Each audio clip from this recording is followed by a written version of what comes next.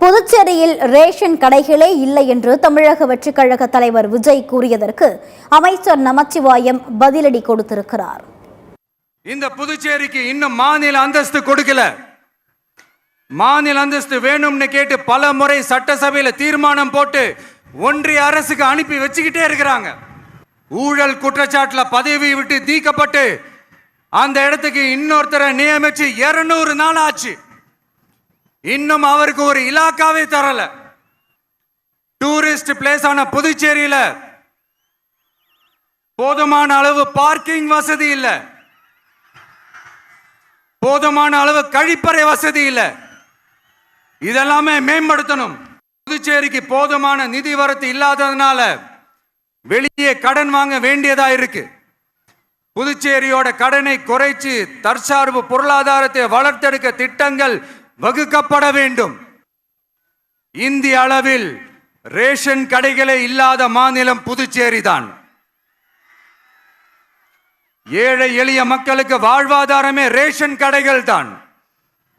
மற்ற மாநிலங்கள்ல இருக்கிற மாதிரி இங்கேயும் அரிசி, சர்க்கரை, பருப்பு, கோதுமை, எண்ணெய்னு அனைத்து பொருட்களும் வழங்கும் முறை சீராக்கப்பட வேண்டும். இப்போது இன்றைக்கி ரேஷன் கடையில் திறந்து எல்லா இடத்துலையும் இலவச அரிசி மத்திய அரசினுடைய ஒப்புதலோடு இந்த இலவச அரிசி திட்டம் இங்கே அமுல்படுத்திக்கிட்டு இருக்கிறோம். அதை அவர் தெரியாமல் அவர் பேசிட்டு போயிருக்காரே தவிர அதை நான் அதில் என்ன கருத்து சொல்கிறதுக்கு ஒன்றும் இல்லை. அதாவது எதிர்காலத்தில் என்ஆர் காங்கிரஸை அவர் கூட்டணியில் கொண்டு வர்றதுக்கான முயற்சி அவர் எடுக்கிறாரோ அப்படின்ற சந்தேகம் எனக்கு இருக்குது. இருந்தாலும் 2026 தேசிய ஜனநாயக கூட்டணி அரசாங்கம் ஆட்சி அமைக்கும். காங்கிரஸ் ஆட்சி காலத்திலேருந்தே இந்த மாநில அந்தஸ்து பிரச்சனை இருக்குது. இது இன்னைக்கு நேற்றுக்கு வந்த பிரச்சனைகள் இல்லை. அப்போ காங்கிரஸ் ஆட்சி காலத்திலே மாநில அந்தஸ்து கொடுத்துருக்கலாம். ஆனால் அப்படி கொடுக்கல அப்படின்னு சொன்னால் அதில் என்ன பிரச்சனை இருக்குதுன்றத மத்திய அரசு ஆராய்ந்து தான் அதற்கு உரிய முடிவு எடுக்குமே தவிர எடுத்தங்கவுத்தன்ற மாதிரி ஒரு அரசாங்கம் ஒரு முடிவு எடுக்க முடியாது. யாரை பாராட்டணும், யாரை விமர்சனம் பண்ணணுன்ற முடிவு அவருடையது. ஆனால் மத்திய அரசை அது மாதிரி தொடர்ந்து அவர் விமர்சனம் பண்ணுவது என்பது கண்டிக்கத்தக்கது.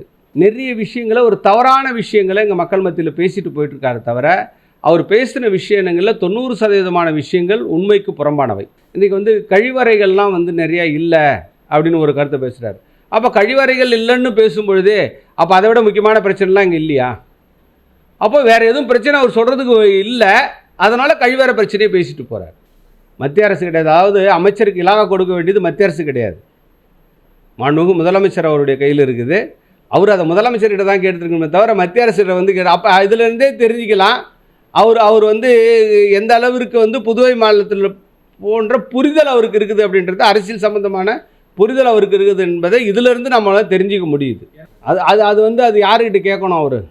அவர் கேட்க வேண்டியது மத்திய அரசு கொடுக்க வேண்டியது இல்லை. இது பார்த்திங்கன்னா மாநிலத்தினுடைய முதலமைச்சர் கொடுக்க வேண்டிய விவகாரம். இது மத்திய அரசு கொடுக்க வேண்டிய விவகாரம் இல்லை. அதிலிருந்தே அவருக்கு தெரியுது அரசியலில் ஒரு தெளிவில்லாமல் அவர் பேசுகிறாரு. குறிப்பாக புதுவை மாநிலத்தை பற்றியான ஒரு தெளிவில்லாத பேசுகிறாரு.